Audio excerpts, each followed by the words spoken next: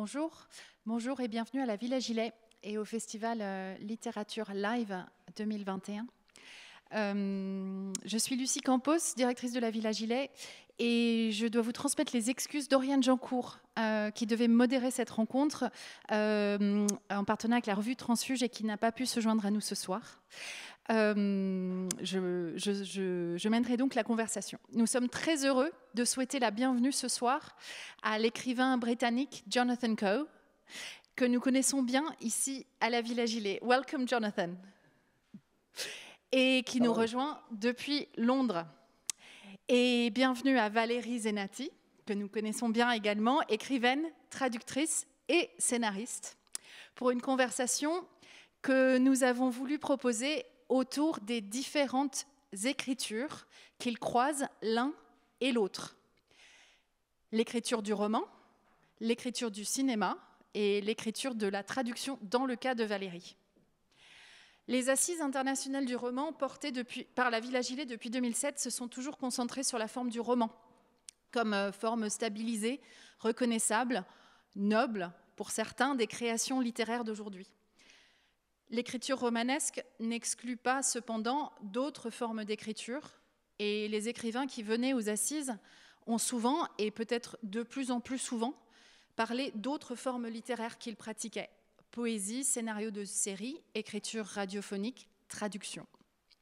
Nous avons eu envie d'assumer davantage cette multiplicité des écritures en quittant cette année l'ancien titre du festival et en posant la littérature comme horizon plus vaste dans lequel s'inscrivent une pluralité de formes, y compris donc la traduction littéraire. C'est de ça que nous allons parler et des livres de Jonathan Coe et de Valérie Zenati. Jonathan Coe, les éditions Gallimard, alors ce sont des épreuves, mais la version finie est là. Les éditions Gallimard publient cette année la traduction française de Mr. Wilder and Me, traduit par Marguerite Capel sous le titre Billy Wilder et moi. Après votre précédent titre, Le cœur de l'Angleterre, qui portait sur l'Angleterre et le Brexit, ce livre s'éloigne un peu de la politique britannique. Il s'agit bien d'un roman, d'une fiction, et en même temps d'un hommage au cinéaste Billy Wilder et à ses films. Alors, dans un entretien avec Raphaël Léris pour Le Monde des Livres, vous racontez votre première rencontre avec les films de ce génial cinéaste, créateur de Certains l'aiment chaud, La garçonnière, 7 ans de réflexion. Cette rencontre était en 1975, si j'ai bien lu, lorsque vous étiez jeune adolescent et que vous avez vu pour la première fois l'un de ces films. Ce sont ces dialogues, dites-vous, qui vous ont d'abord passionné. Est-ce que vous pouvez nous en dire quelques mots ? Oui, je peux, avec grand plaisir. Bonjour Lucie, bonjour Valérie. Bonjour. Je suis ravie de vous rencontrer, de vous voir virtuellement dans cet ensemble assez étrange où moi je suis assis dans mon bureau à Londres, une après-midi où il fait très très beau et je suis en train de parler au public à Lyon. Mais je suis très heureux en tout cas de pouvoir m'adresser à vous, quel que soit le format. Alors, c'est intéressant que nous soyons là en train de parler de formes hybrides au niveau de la littérature, parce que mon enthousiasme pour les films de Billy Wilder est peut-être quelque chose d'assez insolite, et les origines sont tout aussi insolites, tout comme je l'ai expliqué à Raphaël Léris lorsqu'on a mené à bien cet entretien pour Le Monde du Livre. Alors, j'ai découvert ces films grâce à la télévision pendant les années 70. Le tout premier film que j'ai vu, qui n'est pas considéré comme étant l'un de ses meilleurs films par la plupart des gens, c'était le film intitulé La vie privée de Sherlock Holmes, la vie très privée. Et ceci reste l'un de mes films fétiches de Billy Wilder. Mais bien sûr, il n'y avait pas la possibilité d'enregistrer les films à l'époque. Donc, une fois qu'on avait vu un film à la télé, malheureusement, ce film vous était perdu à toujours, jusqu'à ce que vous ayez la possibilité de revoir ce même film 3 ou 4 années plus tard, quand il repassait à la télé. Donc, moi, ce que j'ai commencé à faire, c'était d'enregistrer les dialogues, tous les dialogues des films de Billy Wilder. Je les enregistrais sur des cassettes audio. Et à cette époque, on pouvait acheter une cassette audio qui s'appelait un C120. Cela durait 2 heures. C'était juste la durée qu'il me fallait pour pouvoir enregistrer les dialogues de tout le film, tous ces films de Billy Wilder. Ainsi, j'avais tous ces films que je gardais précieusement. J'avais ma collection de cassettes que je mettais sur une étagère dans ma chambre. Et très, très souvent, je m'endormais en écoutant ces mêmes cassettes. Et ainsi, je suis devenue très férue des dialogues. Je les connaissais quasiment par cœur, ainsi que les effets de la musique et autres. Mais j'ai très, très peu de souvenirs des images, en fin de compte, qui accompagnaient les dialogues. Et donc, pendant très, très longtemps, pour moi, les films de Billy Wilder, et soit dit en passant, c'est le seul directeur dont j'ai collectionné les dialogues de cette manière. C'est le seul réalisateur qui existait dans ce format, je pense. C'était comme des pièces de radio qui avaient été, des pièces de théâtre qui avaient été jouées à la radio et que j'avais collectionnées ainsi. Et c'est comme cela, au départ, que je me suis familiarisée avec son monde et que je connais quasiment par cœur certains de ses films. Alors j'aime beaucoup cette histoire des cassettes enregistrées et parce qu'elle présente les films de Billy Wilder comme une bande-son possible des livres de Jonathan Coe. Et elle nous invite à relire les livres de Jonathan en cherchant des touches ou des échos de l'humour de Billy Wilder, alors que d'habitude, c'est plutôt l'inverse. On voit le rapport du cinéma à la littérature comme un rapport d'adaptation allant du texte littéraire vers l'image cinématographique. Alors, pour décrire plus précisément ce livre, le Billy Wilder et moi contient beaucoup d'éléments documentaires sur le vrai Billy Wilder, mais c'est bien une fiction qui entre dans le monde de Billy par le film Fedora, que j'avoue que je n'avais pas vu lorsque j'ai lu ce livre, tourné en 1978. 1978, c'était une période difficile pour Billy Wilder. Ses films ne rencontraient plus le succès espéré et c'est à travers un personnage complètement naïf, le personnage de Calista, qui ne connaît rien à ses films et qui ne sait pas vraiment qui est Billy Wilder, ni les acteurs qui l'entourent, que nous entrons dans l'histoire. Jeune interprète, elle va travailler pour lui, donc il y a aussi un rapport à la langue et à l'étrangeté du monde qui est dit à travers ce personnage d'interprète. Et elle raconte cette histoire des années plus tard à ses propres filles. Donc le rapport au cinéma est pris dans un grand dispositif qui est bien celui d'une fiction, d'un roman. Jonathan, nous vous avons invité à lire un passage. Je pense que c'est le moment de vous entendre lire un bref extrait du roman. Oui, d'accord. Alors, vous avez parlé lors de votre introduction de Billy Wilder en tant que personnage dans ce roman, en tant que personnage de la vraie vie, et aussi vous avez parlé de Calista comme étant un personnage qui a été complètement inventé. Or, le roman ne parle pas uniquement de ces deux personnes, il y a une troisième présence qui est très importante dans le roman, et ça c'est la présence du collaborateur Miss Diamond de Billy Wilder. Ils ont commencé à travailler ensemble dans les années 50 dans un film qui s'intitulait L'amour l'après-midi et tout de suite après, ils ont écrit l'un des films les plus réussis de Billy Wilder en anglais, Some Like It Hot. Alors, Wilder et Diamond avaient une très bonne relation au niveau du travail et aussi une très forte relation émotionnelle que l'on comparait très très souvent à un mariage. Et au fur et à mesure que j'ai fait des travaux de recherche sur la réalisation de Fedora, je me suis rendu compte que Miss Diamond constituait une présence essentielle pour la réalisation de ce film. Elle a soutenu Billy Wilder tout au long de l'écriture et la réalisation de ce film, mais en plus, il a fait ce travail avec une certaine hésitation. Il ne pensait pas que ce film allait être une réussite ou que cela allait très bien marcher.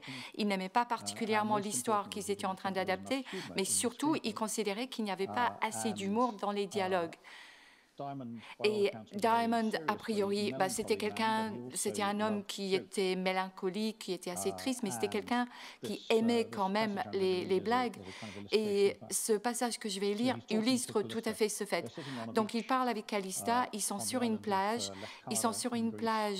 en Grèce, au milieu de l'endroit où ils sont en train de filmer Fedora. Et Diamond dit à Calista, Billy avait rendez-vous un jour avec un producteur et il lui a dit qu'il voulait faire un film sur Nijinsky. Alors il a raconté toute l'histoire de la vie de Nijinsky au producteur et ce type l'a regardé horrifié en disant « Mais vous êtes sérieux?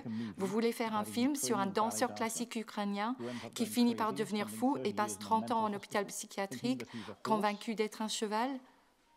Et Billy répond « Ah, mais dans notre version de l'histoire, ça se termine bien. Il finit par gagner le Kentucky Derby. » Et cette fois, je ris, effectivement, en partie parce que je trouvais l'anecdote amusante et en partie parce que j'aimais la manière dont M. Diamond l'avait raconté, la manière dont ses yeux brillaient au moment où il atteignait la chute, la façon dont, pendant un court instant, raconter cette plaisanterie suscitait chez lui un éclair de joie étrange et de lucidité sur le monde. Et je pris conscience que pour un homme comme lui, un homme fondamentalement mélancolique, un homme pour qui la marche du monde ne serait jamais qu'une source de regret et de déception, l'humour n'était pas seulement beau, mais nécessaire. Que raconter une bonne blague pouvait faire naître un moment fugace mais délicieux, où la vie prenait un sens particulier et ne semblait plus arbitraire, chaotique ni inexplicable. J'étais heureuse de penser que malgré toutes les inextricables difficultés du monde, il disposait encore de cette source de consolation. Et effectivement, il y a beaucoup d'éléments très drôles, des choses vraies dans le texte, mais aussi des situations qui sont cocasses et qu'on est invité à prendre avec d'autant plus d'humour qu'on sait qu'il y a ce lien avec les films de Billy Wilder. C'est aussi parce que les différents personnages sont de générations différentes. C'est aussi une réflexion où c'est l'impression qu'on a en vous lisant, sur les formes d'art qui changent avec les générations et sur l'évidence avec laquelle nous recevons tel ou tel type de film ou tel type de blague aussi, qui n'est plus la même, qui évolue avec le temps. Est-ce que qu'en dites-vous de cette question de la transmission et du rapport entre les générations que vous avez inscrit là dans ce livre?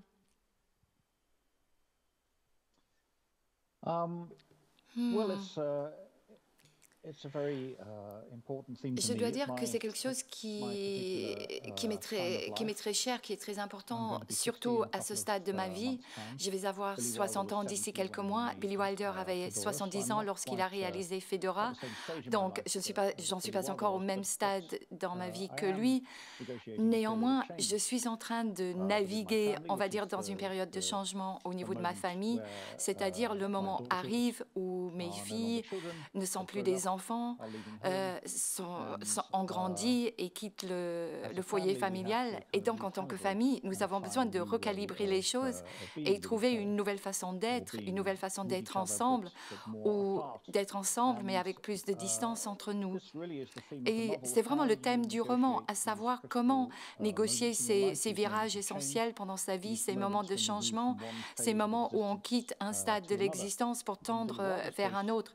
Et dans le cas de Billy Wilder, lui, il part d'une zone où c'est le roi de Hollywood, avec des films comme Some Like It Hot et The Apartment, où il a gagné une fortune, où il a gagné des Oscars. Et puis tout d'un coup, 15 ans après, il est considéré comme étant un has-been, quelqu'un, oui, ok, qui utilise un vocabulaire qui est un petit peu désuet. Il y a Martin Scorsese qui débarque, Coppola, Spielberg, tous ces gens-là commencent à se frayer un chemin, commencent à dominer le monde de Hollywood.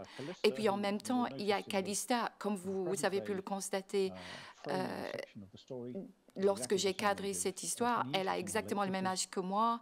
Et elle arrive à la soixantaine. Ses filles sont en train de quitter le foyer familial.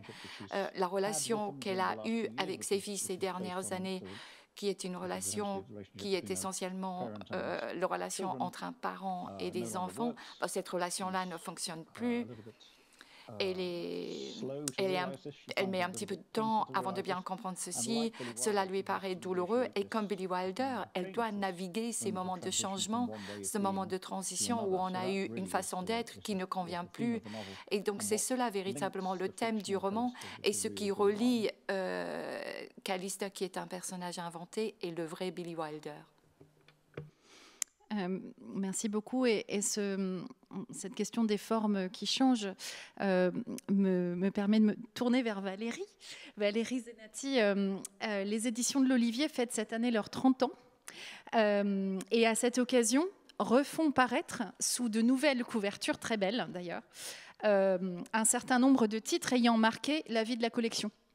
Et parmi ceux-ci figure En retard pour la guerre, votre premier roman, publié en 2006 et qui nous transporte lui-même 15 ans avant, en janvier 1991, dans un tout autre couvre-feu, il faut dire, à Jérusalem, alors que Saddam Hussein vient d'envahir le Koweït et que tout le monde parle d'Irak et des États-Unis.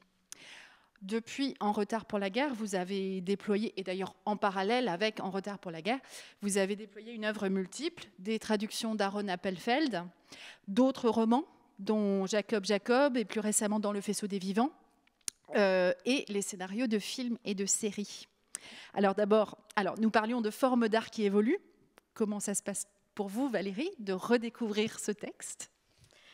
Alors, d'abord, je salue moi aussi Jonathan, qui est là, en étant loin. Et je voulais dire que c'est assez troublant de relire, parce qu'évidemment, un écrivain ne se relit pas tous les jours, ni même tous les ans. Et je n'avais pas lu ce livre depuis sa parution. Et en le relisant juste avant sa réimpression, j'ai eu un curieux sentiment double. À la fois, je me sentais très proche de la personne qui a eu ce mouvement vers cette histoire, et qui est une histoire qui interroge le temps aussi, puisqu'elle se situe donc effectivement en Israël, juste avant la fin de l'ultimatum lancé à Saddam Hussein, qui met le personnage de mon roman face à la question du temps, justement, puisque tout à coup, à la date du 15 janvier, il y a un mot qui est inscrit sur les agendas, c'est la guerre. On sait que la guerre va démarrer. On sait que les négociations avec Saddam Hussein vont échouer et qu'une guerre va éclater. Et avoir une vingtaine d'années et inscrire le mot guerre sur un agenda, c'est une expérience temporelle très, très forte. Et donc, en relisant ce texte, je me suis sentie proche, puisque c'est une histoire, c'est un roman qui est travaillé à partir d'une matière autobiographique. J'ai été un double de cette jeune fille pendant cette guerre. Et j'ai gardé cette proximité. Et puis, je me suis éloignée de la primo-romancière, à la fois pleine d'un désir d'écrire et aussi de choses que je juge comme étant des maladresses rétrospectivement.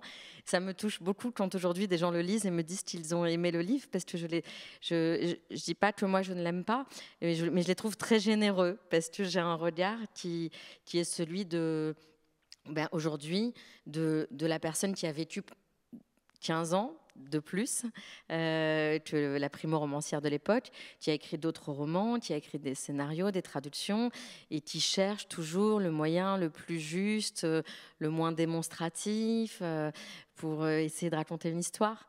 Mais je reste vraiment attachée. Heureusement, parce que je pense que j'aurais été très désarçonnée si j'avais détesté le livre, ce qui peut arriver.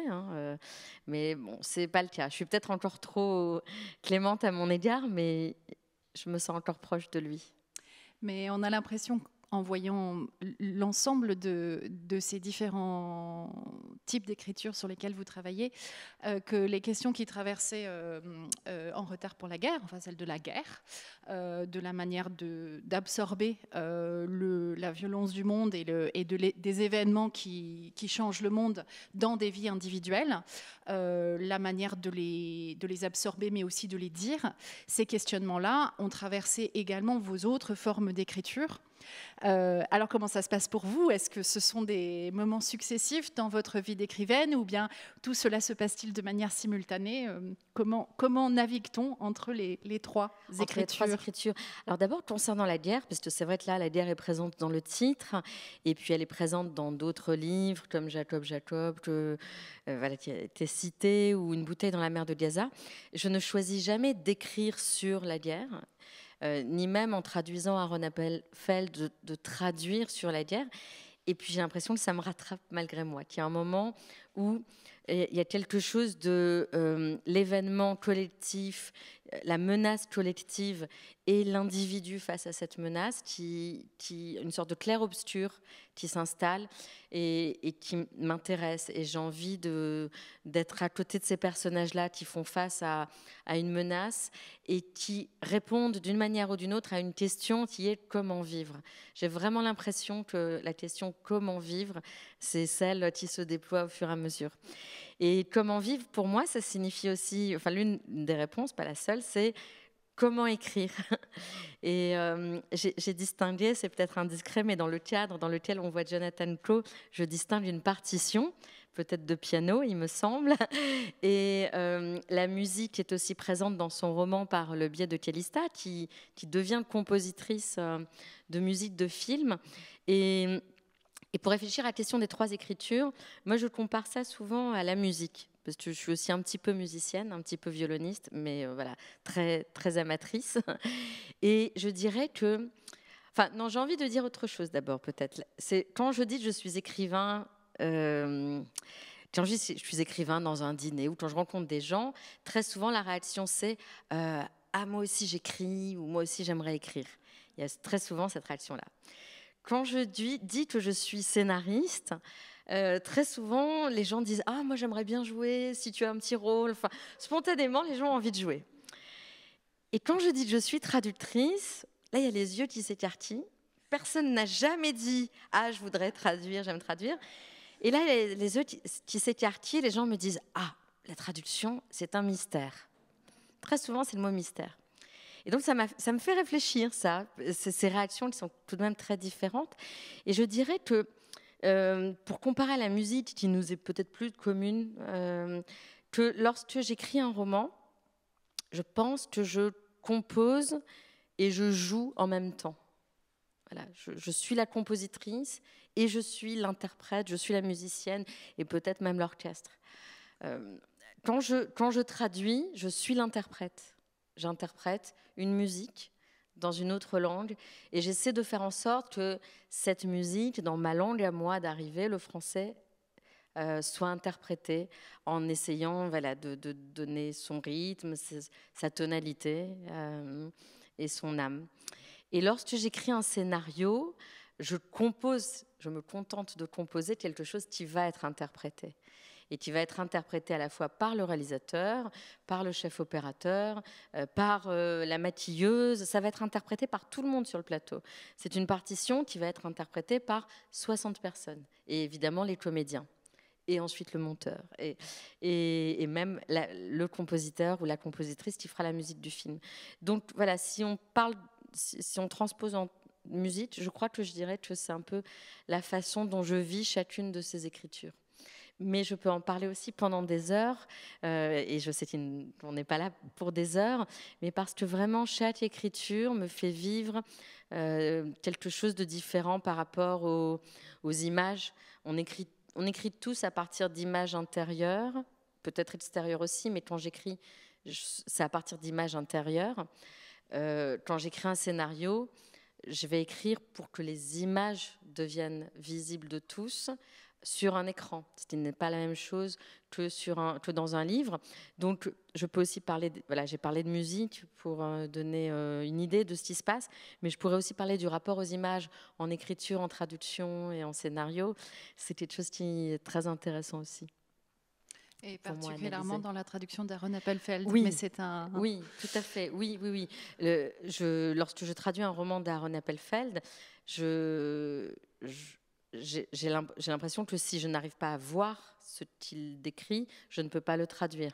Donc je passe par des images mentales qui sont celles d'une lectrice pour le coup, mais d'une lectrice très attentive et qui va essayer de décrire ce qu'elle voit. Et il m'est arrivé d'avoir des difficultés pour certaines scènes et lorsqu'il était en vie, je pouvais l'appeler en lui disant « mais là, d'après toi, Amalia, elle se tient où par rapport à Gad ?» Voilà, ce sont des personnages. Parce que j'avais besoin d'avoir cette indication. Je ne sais pas pourquoi j'en avais besoin. C'était pas un problème de lexique, c'était pas un problème de... Je comprenais très bien la scène, mais pour la ressentir et la visualiser, j'avais besoin de cette indication. Et pour la faire rejouer, pour retrouver votre image de tout à l'heure. Oui. Tout à fait. Alors, dans Billy Wilder et moi, Jonathan Coe fait plusieurs choses à la fois. Puisqu'il y a ce récit dont on a parlé. On démarre par ces personnages qui étaient dans une relative ignorance de la vie de Billy Wilder, mais on se recentre progressivement sur des éléments de plus en plus précis, détaillés, jusqu'à glisser vers une écriture de scénario. Vous avez lu le livre, Valérie. Est-ce que vous avez eu l'impression d'entrer dans un scénario ? Oui. J'en profite pour remercier Jonathan Coe pour ce livre, parce que sans avoir du tout été aussi assidu que lui par rapport au dialogue des films, mais je trouve très beau l'idée d'enregistrer les dialogues.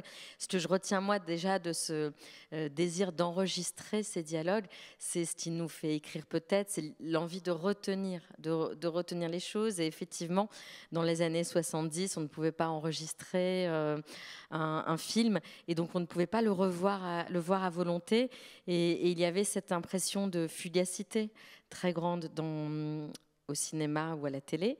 Et donc j'ai été très sensible à ça. Je suis très admirative de la façon dont sont tissées à la fois la réalité du tournage de Fedora, la façon dont on entre dans le tournage par cette petite silhouette que moi je peux connaître aussi par les films que j'ai pu écrire. C'est la petite silhouette de Calista, qui est racontée de l'amplitude de la vie de Billy Wilder, de sa célébrité, mais aussi de cet épisode qui n'est pas connu forcément des gens, de son retour en Europe après la libération des camps, et de ce moment où il monte les images qui ont été tournées et qui est absolument bouleversant. Et c'est à proprement parler virtuose de pouvoir, comme dans une boule à facettes, donner toutes les facettes possibles à partir de ce tournage. Et effectivement, il y a ce moment où on glisse de manière très naturelle dans un scénario, voilà, dans quelques séquences qui pour moi étaient extrêmement plaisants. D'ailleurs, je lisais, j'essayais de faire le film, de le découper aussi à ma manière à ce moment-là. C'est vraiment saisissant d'arriver à intégrer autant de niveaux de narration, de vie, parce que ce qui est au cœur de ce livre, effectivement, c'est qu'est-ce que ça veut dire être de son temps, être un créateur de son temps. Et est-ce qu'on fait les choses pour s'adresser aux gens et à ce qui leur plaît ? Oui, on espère, mais ce n'est pas forcément le moteur. Et puis là, c'est très beau d'avoir choisi ce moment de Fedora, qui est un moment de mélancolie chez Billy Wilder, parce qu'on sait très bien que les personnes les plus drôles sont aussi les plus mélancoliques. Moi, j'aime particulièrement ce moment où il dit, puisque le film est financé par les Allemands et non pas par Hollywood, et ce moment où il dit si le film est un succès, ce sera une revanche prise à Hollywood, et si c'est un échec, ce sera une revanche sur Auschwitz. Bon, ça c'est typiquement l'humour juif d'Europe centrale transposé à Hollywood, et à la fois incroyablement drôle à mes yeux et tragique aussi. Et le livre entier pour moi se situe à l'endroit de ce trait d'humour.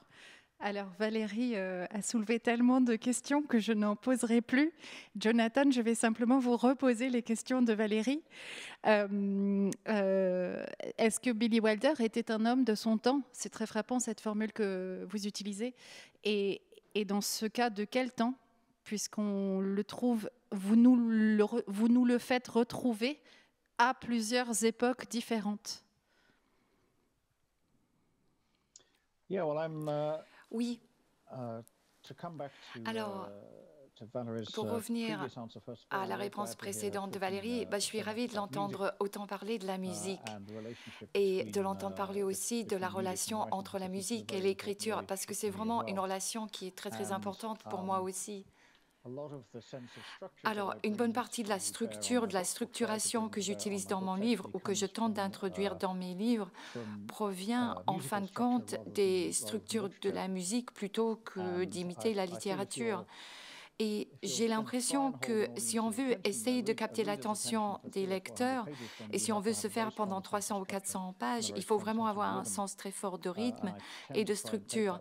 Et j'ai tendance à tirer cela de la musique. Donc vous pouvez voir Billy Wilder et moi comme étant comme ayant un genre de structure symphonique. Vous avez la première section à Los Angeles où Calista rencontre Billy Wilder et Miss Diamond. Ça, c'est le premier mouvement. Puis vous avez la partie en Grèce où il fait beau, tout est ensoleillé, tout va bien, ça va vite. Et puis vous avez ensuite un mouvement beaucoup plus lent, beaucoup plus lourd en Allemagne où Wilder raconte l'histoire du vécu de sa famille, le vécu de l'Holocauste à travers ce scénario.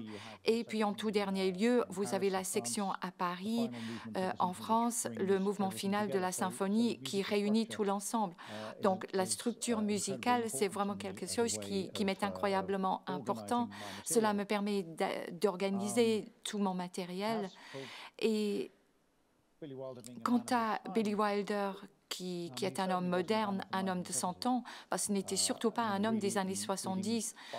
Si j'ai lu des biographies à son sujet qui sont focalisées sur son époque, à cette époque, il n'était pas vraiment en ligne avec ce que voulaient les jeunes, avec ce que voulait le public cinéphile. La scène du rock, ça ne l'intéressait pas du tout. Il n'aimait pas vraiment, il ne comprenait pas vraiment toute musique qui a été écrite après les années 40 ou 50.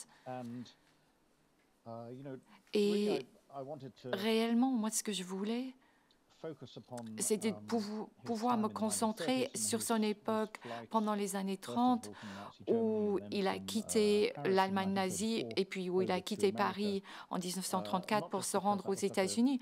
Pas seulement parce que c'était une époque tellement importante pour lui dans sa vie, mais je suis sûre que c'était le moment de sa vie aussi où cela l'a vraiment constitué ou formé comme personne. Et c'est ce qu'il dit à Calista à la fin du roman. Ils sont là et ils sont en train de discuter, de parler des différentes sortes de films. Elle vient d'avoir une liaison amoureuse ou une sortie amoureuse avec un petit ami à Paris et ils sont allés voir 2 films en anglais, The Shop Around the Corner, Le Rendez-vous, il me semble, en français, un film réalisé par Lee Beach et puis Taxi Driver par Martin Scorsese, qui était le choix de son copain. Et bien sûr, l'un de ces films est un film absolument ravissant, un film ironique, une comédie qui marche très très bien. Et puis Taxi Driver, c'est un genre de descente aux enfers existentielle pour parler de l'enfer de l'homme. Mais Calista pense que le premier, The Shop Around the Corner, c'est le film qui est plus mémorable, qui a plus de substance. Et Billy Wilder, quand elle lui en parle, lui, il a tendance à être d'accord avec elle. Et il dit, oui, Lubitsch et moi, nous sommes de la même génération. Nous avons traversé les épreuves des années 30 et des années 40. Et nous ne ressentons plus le besoin que de mettre ce genre d'expérience directement, de le porter à l'écran de façon sans filtre. Alors que nous savons que nous sommes dans l'ombre et que nous n'avons pas besoin de mettre la lumière sur nos expériences passées. Et ce qu'il essaye de dire, c'est que ces nouveaux réalisateurs, les gosses qui portent la barbe, comme ils disent, ils n'ont pas ce poids de ce vécu terrible. Et donc, eux, d'une certaine manière, ils essayent de prouver quelque chose, de montrer qu'ils sont vraiment sérieux en tant qu'artistes parce qu'ils veulent faire des films qui dérangent, des films bourrés de confrontation, alors que lui, il dit, moi et Lubitsch, on n'a plus besoin de le faire. On n'a plus besoin de le faire parce que ce que nous avons vécu est vraiment ancré très profondément en nous et de toute façon va apparaître à l'écran d'une façon ou d'une autre, quel que soit le genre de film que l'on produit. Donc voilà, pour donner une réponse plus courte à votre question, j'aurais tendance à dire que Wilder était un homme des années 30, des années 40, et parce qu'il a duré, parce qu'il était un artiste qui a perduré, il avait encore envie de réaliser des films aux années 70, mais il trouvait cela fort difficile. Il avait beaucoup de mal à vraiment frapper juste au niveau du vocabulaire qu'il fallait dans les films de cette époque. Merci beaucoup. Et c'est une question extrêmement complexe à laquelle il était impossible d'apporter une réponse rapide. Le livre est lui-même complexe puisqu'il commence avec ce focus sur Fedora, mais nous amène, comme on l'a dit, par une espèce de resserrement, effectivement, en 1933, et puis successivement à Berlin, à Paris, à Londres, sur le chemin de l'émigration, puis au moment du retour de Billy Wilder en Europe, alors qu'il est colonel Wilder et qu'il accomplit une mission pour la United States Office of War Information. C'est ce dont Valérie parlait à l'instant. Sa mission, c'est d'aller travailler sur les images qui circulent en Europe à ce moment-là. Et c'est là qu'on glisse vers un scénario de film. Jonathan, ce glissement, est-ce que vous pouvez nous en dire quelque chose? Ça faisait partie de vos projets en commençant à écrire sur Billy Wilder?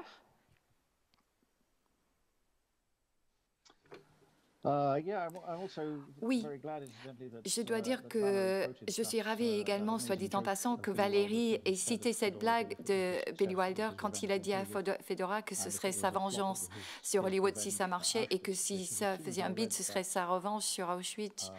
Parce que dès que j'ai lu cette citation dans un de ses livres sur ses entretiens, c'est vraiment le moment où je me suis décidée, où je me suis dit, je veux écrire un roman sur lui. J'ai lu cette blague et je me suis dit, c'est tellement puissant, c'est tellement extraordinaire comme blague que je veux écrire un livre sur la personne qui a dû raconter une telle blague. Donc vraiment, c'était le point de départ de tout le livre. Et s'agissant maintenant de la partie au milieu, ou plutôt le troisième quart, une section qui dure 60 pages, cela effectivement est écrit sous forme de scénario. Et ceci nous ramène à cette question quant aux différentes formes hybrides dans la littérature. Valérie, je le sais, est vraiment un scénariste très professionnel qui écrit des romans et qui écrit également des scénarios, alors que moi, à mon niveau, je ne suis que romancier. Et mes tentatives pour écrire des scénarios, globalement, n'ont jamais très bien marché. Donc, lorsque j'ai abordé cette section du roman, je n'ai jamais pensé que j'étais en train de réaliser un scénario ou d'écrire un scénario qui deviendrait un film. Parce que cette section du livre est aussi une forme hybride en tant que telle. Mais c'est quelque chose, c'est un scénario qui doit être lu, mais rien d'autre. Donc, je l'ai couché sur la page sans m'imaginer ce que ça rendrait à l'écran. Encore une fois, tellement de ces choses dont nous sommes en train de parler me ramène à mon enfance, à mes années d'adolescence, à ce que je lisais à l'époque, parce que pendant les années 70, Harold Pinter, qui a écrit une pièce de théâtre de Proust, et dans cette pièce, il a intégré tous les romans en un scénario de 150 pages, et ce, pour le réalisateur Joseph Mercy, et le film n'a jamais été réalisé. Mais plutôt que d'abandonner ce scénario et de le fermer dans un placard, ce scénario a été publié comme une œuvre littéraire. Et en réalité, c'est effectivement une œuvre littéraire.